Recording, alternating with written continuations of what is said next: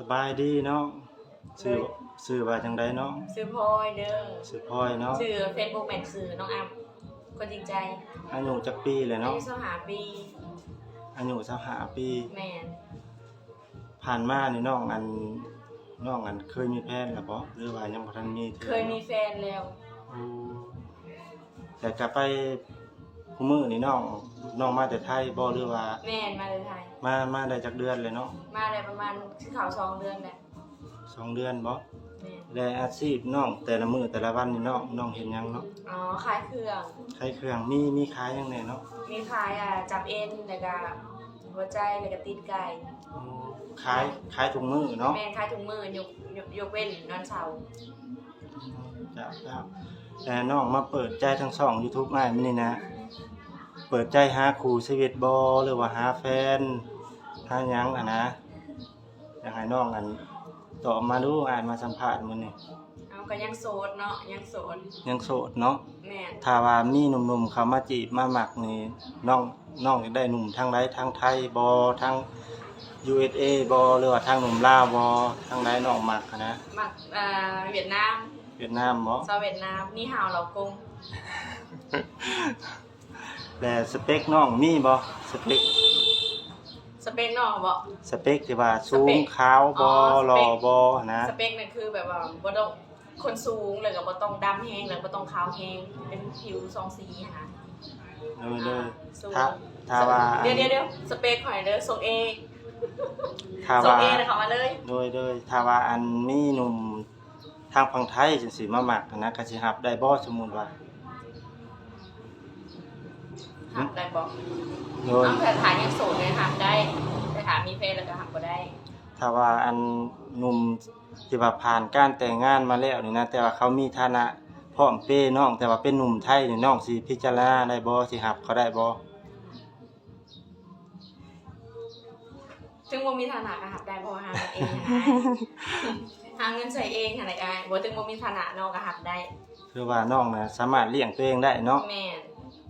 โดยอันน้องอยู่นี่น้องบ่ไปไทยบ่สิอยู่ลาวเลยบ่สิอยู่บ้านเลยบ่อาจสิแบบว่าประมาณอยู่ประมาณหาเงินอยู่บ้านก่อนนะถ้ามันบ่ได้ก็สิได้กลับไปไทยน้องทำงานอยู่ไทยน่ะรายได้หลายปานใดเดือนนึงเงินเดือน 17,000 17,000แม่นเป็นงานหยังที่ว่าน้องได้เฮ็ดอยู่ไทยนะเป็นเฮ็ดงานแบบพวกคาเฟ่น่ะคาเฟ่แม่นจักโมงเริ่มเวียกแล้วก็ปิดน่ะจักโมงเข้างานตอนประมาณบ่ายโมงเลิกเที่ยงคืนแต่มาอยู่บ้านนี่น้องขายนี่ก็มีรายได้ดีอยู่บ่แม่นขายเบิดทุกมื้อมีแต่ผู้บ่าวมากินเด้อเพราะผู้สาวขายแต่มาอยู่บ้านนี่ก็มีอยู่บ่หนุ่มๆที่ว่ามาจิมาหยังนะมีอยู่บ่มันก็มีอยู่แต่ว่าเฮายังบ่ทันเปิดใจหั่นนะว่าสิเอาไผแบบนี้โดยมาเปิดใจในช่อง YouTube ใหม่มื้อนี้ถือว่าเปิดใจ 100% เนาะแม่นเข้ามาได้เด้อโสดเด้อสเปคของน้องน่ะแม่นหนุ่มเวียดเนาะหนุ่มเวียดแล้วก็คันว่าลาวก็เป็นทรง A สายทรง A เพราะว่าหยังเฮามีลายหั่นนะเฮาลายชกซ้อ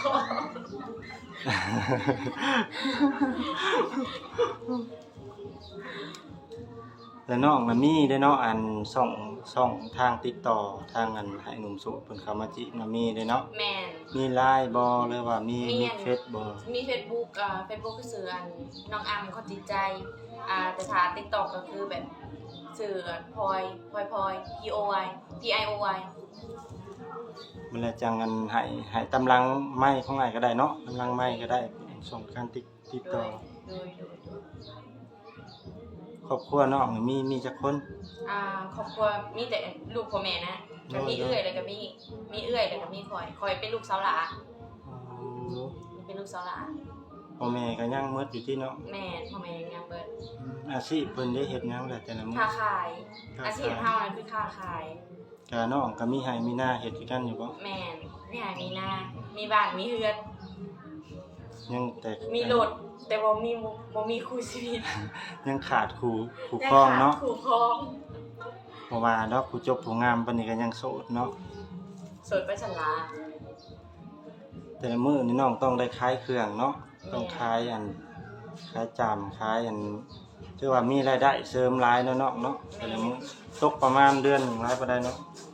เดือนหนึ่งเลยตกประมาณอยู่ประมาณ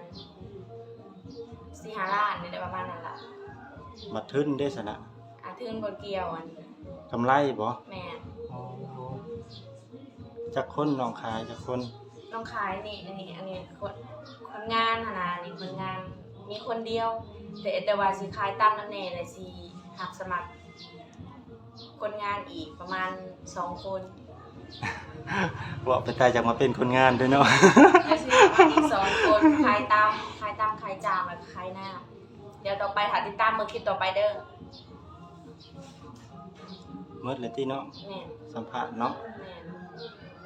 สบายดี FC เพิ่นแน่เนาะ หึ สบายดี FC เพิ่นแน่ครับ สบายดีเด้อ